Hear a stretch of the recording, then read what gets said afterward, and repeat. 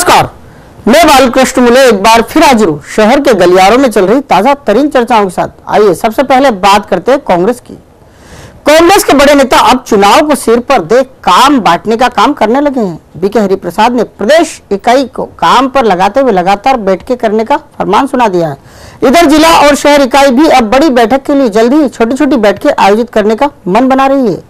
खास बात तो यह है कि कांग्रेस पार्टी के गलियारों में इन बैठकों को लेकर इसलिए भी गंभीरता बरती जा रही है कि इन बैठकों की जानकारी पार्टी के स्थानीय नेताओं को सीधे आला कमान तक पहुंचाना है। ऐसे में अब कांग्रेस के लोकल लीडर केवल बैठक का खेल खेलने वाले हैं।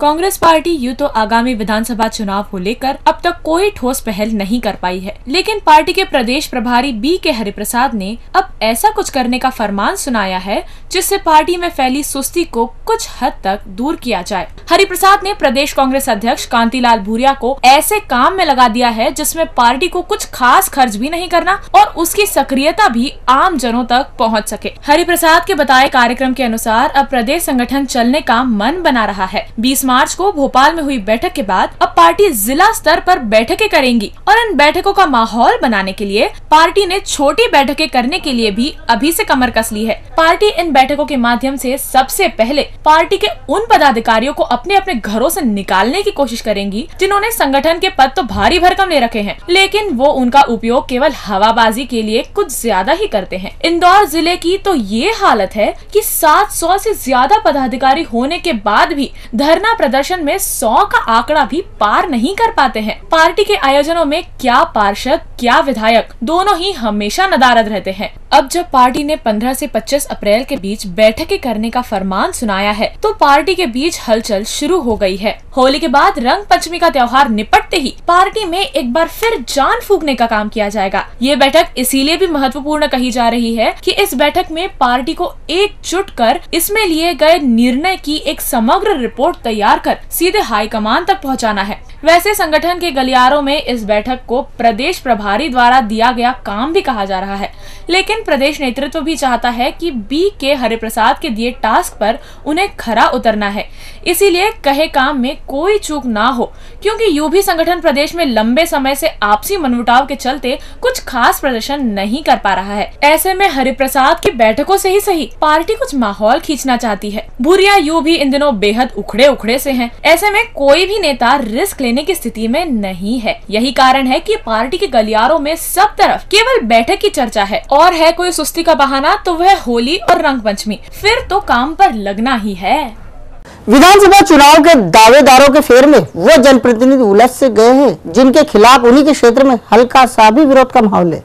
पहले राहु के जीतू जिराती उलझे और अब बीजेपी पार्षद सुनील पाटीदार। इन दोनों भाजपाइयों को जीतू पटवारी और रघु परमार ने उलझाया है। ये दोनों नेता कांग्रेस के टिकट पर चुनाव लड़ना चाहते। इसी चक्कर में पहले जिराती काम में आ गए और फिर पाटीदार। अब पार्टी के गलियारों में दोनों नेताओं की चर्चा हो रही है। कहा जा रहा है कि भारी पड़े कांग्रेसी दावेदार भाजपाइयों पर।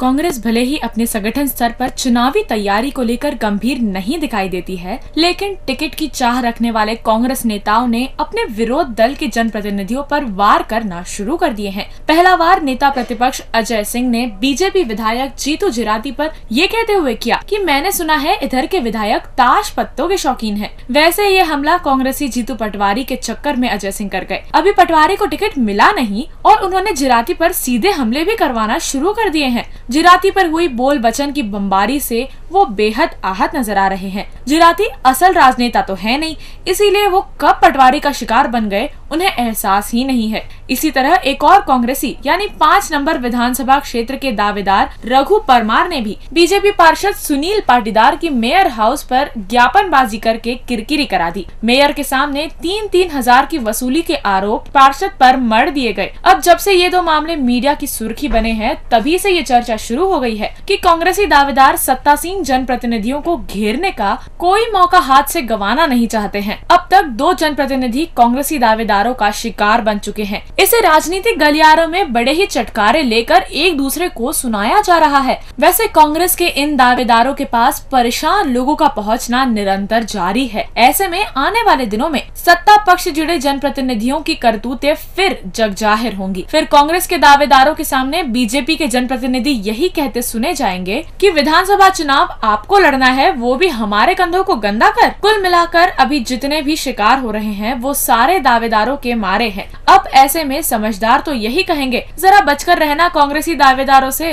पता नहीं कौन सा मुद्दा कब अपनी जुबान पर ले आए और अच्छी भली हवा खराब कर दें। अंततः बीजेपी विधायक जीतू जिराती ने अपने समर्थकों के कहे के बाद सीधे नेता प्रतिपक्ष यानी अजय सिंह पर व्यक्तिगत हमला बोल दिया है। जब से राहुल भैया जिराती को लेकर उल्टा पुल्टा बोल राजधानी रवाना हुए हैं, तभी से जिराती की नींद उड़ सी गई है। जिराती समर्थक चाहते थे कि वो नेता प्रतिपक्ष के कहे को सामान्य तरीके से ना ले, ना ही कांग्रेसी नेता जीतू पटवारी की कई बातों को। जिराती ने अब आक्रामक रुख अख्तियार करते हुए मैदान संभाल लिया है, जिसकी चर्चा अब राहुल से लेकर राजधानी के गलियारों तक जमकर हो रही है। पहल भले ही कांग्रेस की तरफ से हुई है, लेकिन कांग्रेस नेताओं की कही बातों का जवाब उन्हें उन्हीं की भाषा में देने का काम अब बीजेपी विधायक जीतू जिराती ने शुरू कर दिया है। नेता प्रतिपक्ष के कहे पर पलटवार करते हुए जिराती ने कह दिया है कि अजय भैया पहले अपने बेटे की करतूतों के बारे में पता कर लो, वो क्या क्या कर रहा है और आपकी बहन क्यों दुखी है, ये बात पूरा प्रदेश जानता है। जिराती यहीं नहीं रुके, उन्होंने पलटवार करते वक्त अपने गांव के कांग्रेसी साथी और विधायक बनने का सपना देख रहे जीतू पटवारी को भी जबरदस्त आईना दिखाया और कहा कि आप जिन महाशय के कार्यक्रम में आए थे, जरा उनके बारे में भी पता कर लो। टीएनसी का दलाल कौन है, कौन भूमाफियाओं की गोद में बैठा है, किसके पास स्कूटी और स्कूटर था, किसके पास बंगला नहीं था और कौन आज बंगले का भी मालिक बन बैठा है। जिराती ने कहा कि अब हम चुप नहीं बैठेंगे। जिराती के इस बयान के बाद अब राव से लेकर भोपाल तक उन्हीं की चर्चा हो रही है। खास बात तो यह है कि उनका ये बयान पूरे 24 घंटे बाद आया है। वैसे राव के गलियारों में तो ये भी कहा जा रहा है कि जिराती पहले मामले को हल्के में ले रहे थे, लेकिन जैसे ही उन पर उन्हीं के समर्थकों ने दबाव बनाना शुरू किया तो जिराती ने मुंह खोला।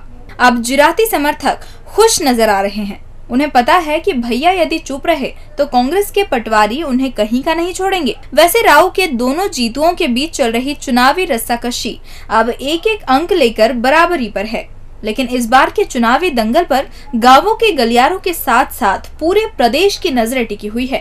अग्रवाल दंपत्ति को मौत की नींद सुलाने वाले शातिर हत्यारे सुखलाल को लेकर शहर के बाशिंदे कुछ ज्यादा ही जानकारी एकत्रित करना चाहते हैं। सुखलाल ने अग्रवाल दंपति को बेहद बेरहमी से मौत के घाट उतारा है। बस यही वजह है कि सुखलाल और उसके गुस्सेल दिमाग की चर्चा इन दिनों घर घर की जा रही है। कहा जा रहा है कि सुखलाल के गुस्सेल दिमाग ने कई शातिर हत्यारों को भी पीछे छोड़ दिया है। पहले तो उसने चंद मिनटों में ही अपनी मालकिन को मौत दे दी और फिर मालिक को भी पूरा ही गोद डाला। अब शहर के गलियारों में चर्चा की जा रही है कि 65 वार किसे कहते हैं। ऐसा तो 4 हत्यारे मिलकर भी नहीं करते, जो काम सुखलाल ने अकेले ही कर डाला है। इंदौर जैसे बड़े शहर में हत्या होना आम बात है, ये बात सब जानते और समझते भी हैं। लेकिन कुछ हत्याएं इस शहर में ऐसी होती हैं जिसकी चर्चा हर बार की जाती है। इस बार फिर ऐसे ही हत्याकांड को अंजाम दिया है सुखलाल माली ने। सुखलाल अब पुलिस के कब्जे में है और वो खाकी के सामने तोते की तरह बोल रहा है। वो जो कुछ भी बोल रहा है, खाकी उसे ध्यान से बार बार सुन रही है। दरअसल खाकी का इसके पीछे का मोटो ये है कि वो कैसे भी करके उस असल वजह तक पहुंच जाए जिसकी वजह से सुखलाल हैवान बन बैठे। कहा जा रहा है कि सुखलाल को अपने गुस्से पर काबू नहीं रहता।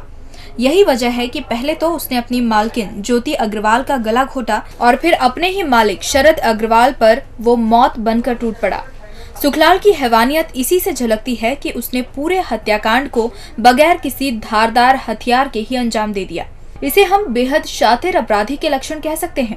अपराध की दुनिया में ऐसे कुछ चुनिंदा ही अपराधी होते हैं जो पास ही पड़ी किसी भी वस्तु को समय आने पर हथियार बनाने में सफल हो पाते हैं, लेकिन सुखलाल इसमें भी माहिर निकला। सुखलाल ने शरद अग्रवाल पर पूरे 65 वार किए। मतलब सुखलाल माली अग्रवाल के प्राण पखेरु उड़ने के बाद भी उन्हें निशाना बनाता रहा। अब जिधर देखो उधर ही सुखलाल के किए की चर्चा हो रही है। लोग सुखलाल माली के बारे में खाकी से ढेर सारी जानकारी चाहते हैं। जिससे इससे मिलते जुलते स्वभाव वाले नौकरों से दूर रहा जा सके या फिर बचा जा सके। और अंत में बात करते हैं निगम के हरिराम की। आखिर कौन है इंदौर नगर निगम का विभीषण, जो निगम के बंद कमरों की बातों को चार दीवारी से ऐसा बाहर करता है कि शब्द से अखबारी पन्ने हो या फिर टीवी की स्क्रीन, दोनों ही रंग जाते हैं। निगम में फिर एक महिला पार्षद रोई और चुप हो गई, लेकिन फिर भी वही हेडलाइन बनी। इसी बात से सुम सटके में हमेशा रहने वाले मेयर कृष्ण मुरारी मोगे नाराज हो गए हैं। फरमान जारी कर चुके, पता लगाओ कौन है हरिराम। जेल में पिस्तौल, ये संवाद सुनकर फिल्म शोले के हरिराम की याद बरबस ही जहन में आ जाती है। ये भी अजीब संयोग है कि हरिराम का किरदार भी सलीम साहब ने इंदौर से ही उठाया था। ये हरिराम कोई और नहीं, इंदौर का ही एक शख्स हुआ करता था, जो बातें इधर से उधर करने में गजब की मास्टरी रखता था। सलीम साहब ने इस नाम को ऐसी ख्याति दी कि वो कभी भी जिंदा होता है। वैसे इस वक्त बात उस हरिराम की हो रही है, जो निगम के बंद कमरों में होने वाली महत्वपूर्ण बैठकों के स्क्रिप्ट खबर नवीसों तक शब्दशः पहुंचाता है। निगम के मेयर हैरान है, कमरा बंद होता है, मीडिया तो झांक भी नहीं सकता, फिर कैसे पूरा घटनाक्रम सुर्खी बन जाता है। मेयर साहब ने हरिराम की खोज करने की ठान ली है।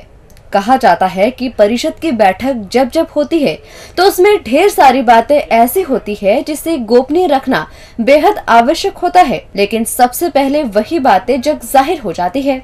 निगम के हरिराम से नाराज मेयर ने खुद के अंपायरों को निर्देश दे दिए हैं।